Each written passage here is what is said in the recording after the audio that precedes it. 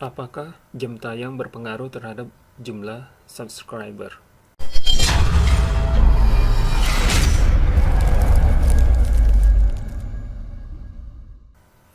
Oke guys, jadi kali ini aku ingin membahas suatu pertanyaan. Apakah jam tayang berpengaruh terhadap jumlah subscriber yang kita miliki? Jadi jumlah subscriber itu bisa bersifat permanen atau temporari atau sementara. Jadi bersifat permanen biasanya setelah hitungan beberapa hari atau beberapa minggu.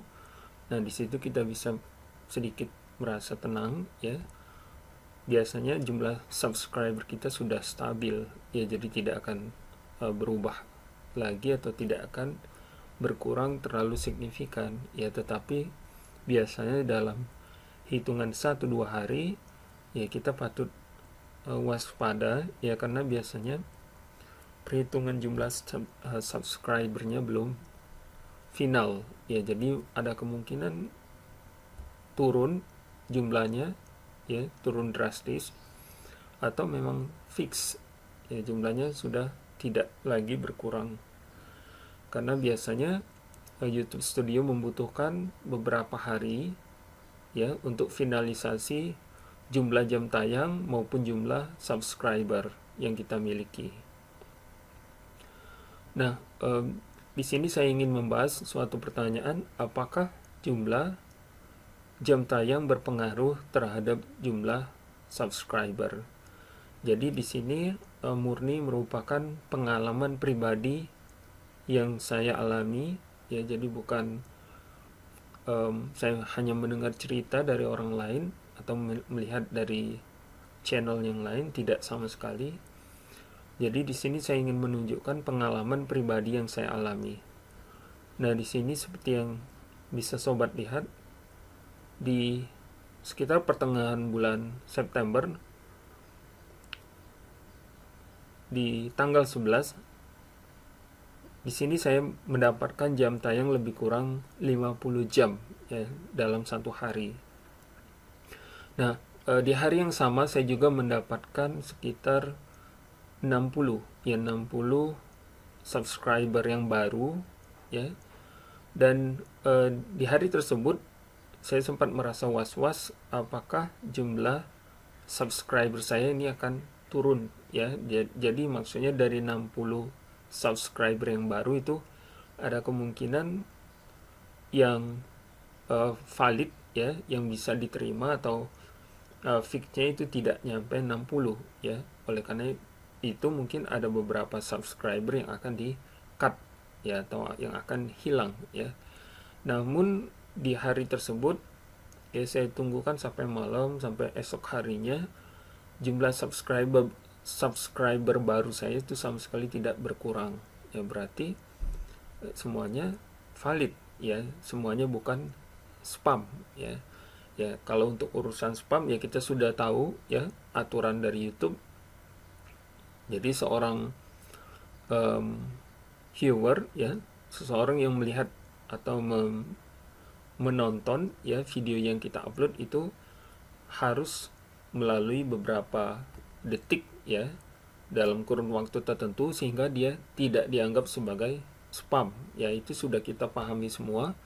Namun ada kalanya seorang user yang menonton atau melihat video kita, dia sudah melalui jangka waktu tersebut, namun kita tidak tahu apakah memang dia valid sehingga bisa diterima sebagai subscriber ya. Memang terdapat faktor lain ya, seperti misalnya dari penggunaan IP yang berbeda misalnya ya, dari komputer yang berbeda, dari browser yang berbeda. Semua itu semua faktor itu sangat berpengaruh ya terhadap finalisasi perhitungan jumlah subscriber yang kita miliki. Nah, jadi balik lagi ke topiknya. Nah, jadi sama sekali di tanggal 11 September tersebut jumlah subscriber saya memang terjadi perubahan-perubahan ya. Jadi dari total 60 subscriber yang baru ya yang saya miliki itu terjadi turun naik ya. Jadi bertambah 20, kemudian awalnya 60, kemudian berkurang, kemudian bertambah kembali, seperti itu. Nah, terjadi perubahan-perubahan dalam 1-2 hari, ya. Mungkin algoritma YouTube melihat apakah memang ini subscriber yang sudah melakukan subscribe datang kembali, ya, menonton kembali, kemudian melihat kembali, sehingga proses finalisasi jumlah subscribernya itu membutuhkan waktu, ya.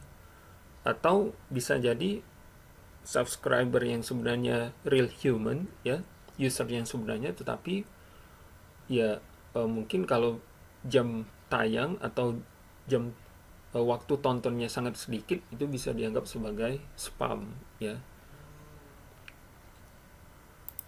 Oke, jadi ini contohnya, misalnya, jadi ada salah satu video yang saya miliki, jumlah jam jumlah minitnya, ya, jumlah waktunya yaitu sekitar 51 menit. Nah, ini juga yang bisa saya ambil pelajaran, ya, dari apa yang tadi sudah saya sampaikan.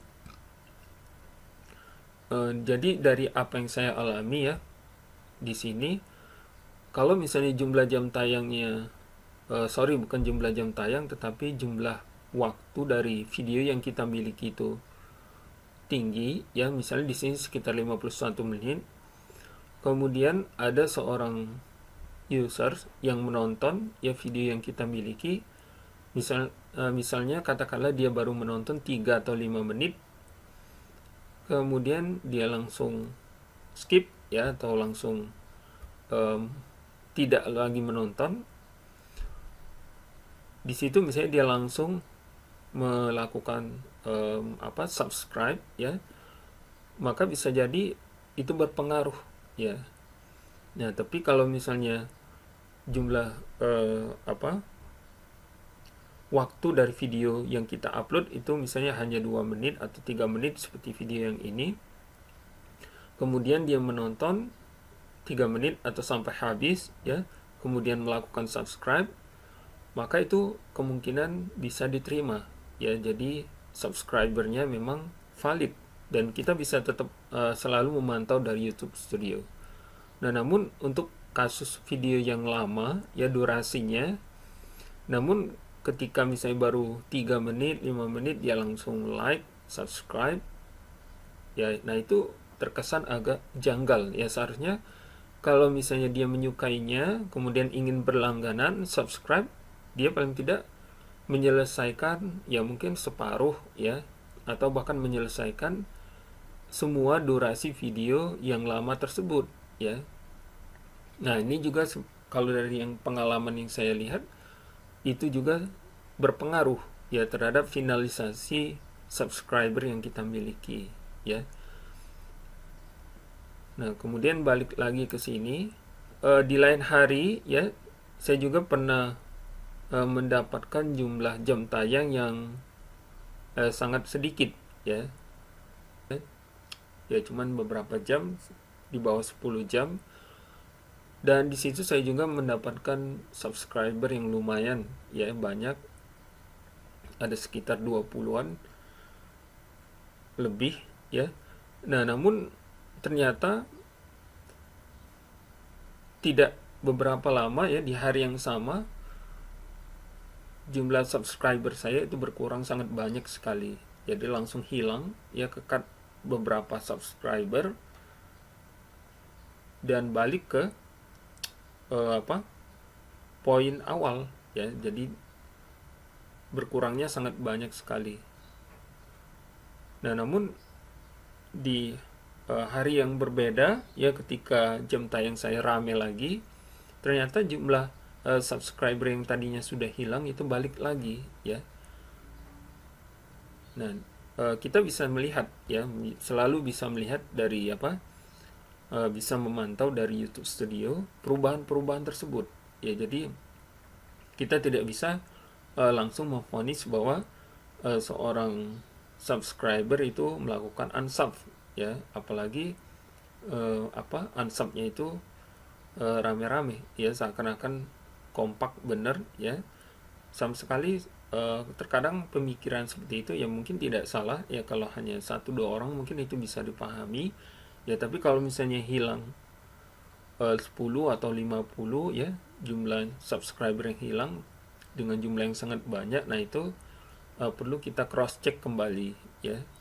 Bisa jadi misalnya sebagian besar itu merupakan dianggap sebagai spam ya, sehingga ya pola-pola daripada subscriber ya kita harus lebih bisa memahaminya ya. Oleh karena itu biasanya YouTube Studio yang membutuhkan waktu ya untuk finalisasi dari jumlah subscriber yang masuk ke channel kita ya dalam 1 hari ya. Nah, jadi oleh karena itu jumlah dari subscriber itu bisa berkurang ya, bertambah ya, kemudian ya dalam 1-2 hari itu merupakan hal yang wajar ya. Jadi misalnya turun jadi dari 20 tinggal 8, kemudian bertambah menjadi 15 ya. Kemudian yang 5-nya memang ternyata hilang ya. Jadi tidak dianggap bukan sebagai subscriber yang eligible. Oke, jadi demikian teman-teman sharing yang bisa saya berikan tentang pengaruh jam tayang terhadap penurunan atau penambahan jumlah subscriber. Ya mungkin kalau teman-teman ada juga yang pernah mengalami hal yang sama atau ingin memberikan masukan seputar penambahan atau pengurangan jumlah subscriber, bisa isi di kolom komentar di bawah. Dan di sini saya memang apa yang saya sampaikan memang merupakan murni dari pengalaman yang saya alami.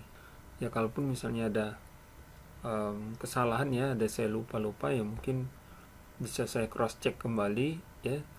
Kalau misalnya ada yang kurang tepat ya juga mungkin bisa teman-teman berikan masukan ya, ataupun koreksian ya juga pada kolom komentar di bawah. Silahkan. Oke, mungkin demikian saja informasi yang bisa saya sampaikan ya, semoga bermanfaat. Sampai jumpa di video-video berikutnya.